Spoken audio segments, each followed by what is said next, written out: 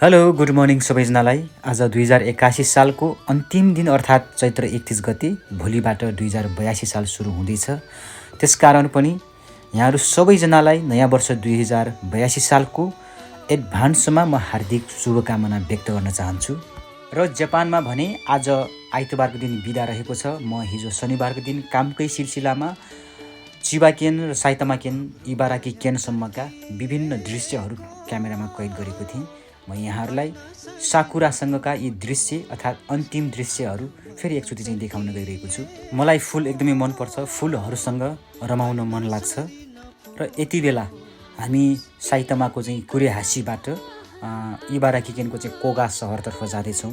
पारिपट्टि चाहिँ साइतामाकेनको चाहिँ कुरेहासी हो भने यतापट्टि चाहिँ इबाराकी केनको चाहिँ कोगा सिटी पर्दछ। र तपाईँहरूले हेर्न सक्नुहुन्छ पारि कुरेहासीबाट साइतामाको कुरेहासीबाट यता चाहिँ इबाराकीको कोगातर्फ ट्रेन गुडिरहेको छ।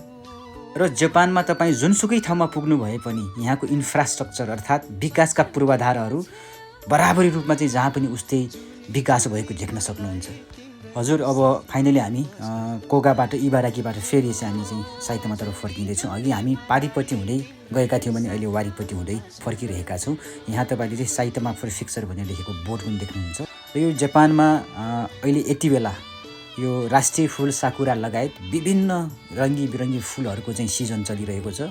र साकुरा लगभग यो अन्तिम सङ्घारमा चाहिँ अहिले फुटफुट गरिराखेको छ। साकुराको लगभग फुलहरू सबै झर्न सुरु गरिसकेको छ। यति बेला यो 1 हप्ता 2 हप्ता अगाडि चाहिँ धकमक्क फुलेको थियो भने चाहिँ अहिले यो चाहिँ झर्दै लगभग कम हुँदै गइराखेको छ। र लगभग यो हप्ता साकुराको चाहिँ अन्तिम सिजन हो।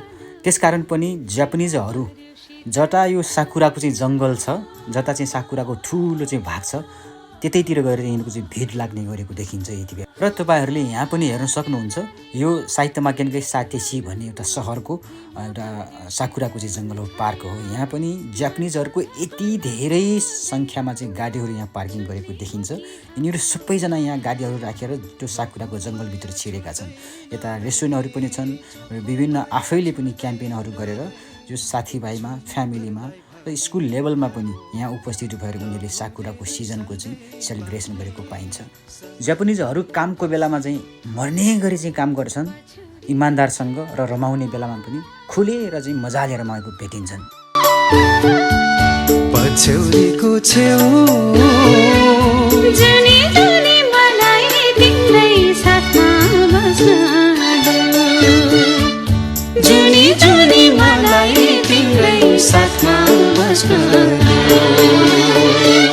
हेलो साथीहरू, गुड इभिनिङ। यो दृश्यबाट यहाँहरूलाई पत्ता लाग्न सक्छ कि दिन ढलिसकेको छ, साँझ परिसकेको छ।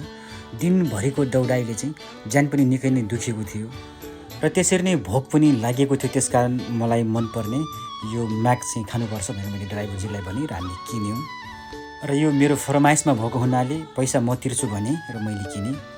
विदेशमा अर्काको ठाउँमा आफूसँग काम गर्ने मान्छेलाई अथवा आफूसँग बस्ने मान्छेलाई राम्रो व्यवहार, राम्रो बोली वचन, माया गर्ने गरियो भने चाहिँ त्यो आफैलाई सहज हुन्छ भन्ने लाग्छ मलाई चाहिँ।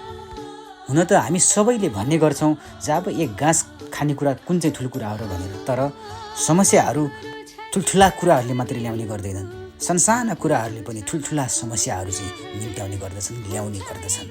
र हामी मान्छेको मनलाई चाहिँ एक वचन बोली, एक गाँस खानेकुरा र एक थोपा पिउने पानीले समेत धेरै नै फरक पार्दछ।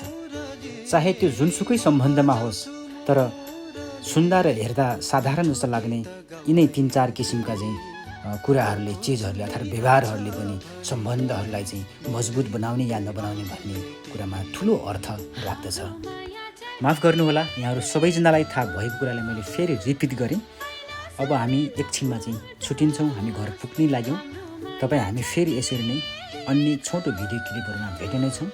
Thank you so much. यहाँहरूको दिन शुभ रहोस्। यहाँहरू सबैलाई ह्याप्पी वाला सन्डे। By by. कहिले नछुटो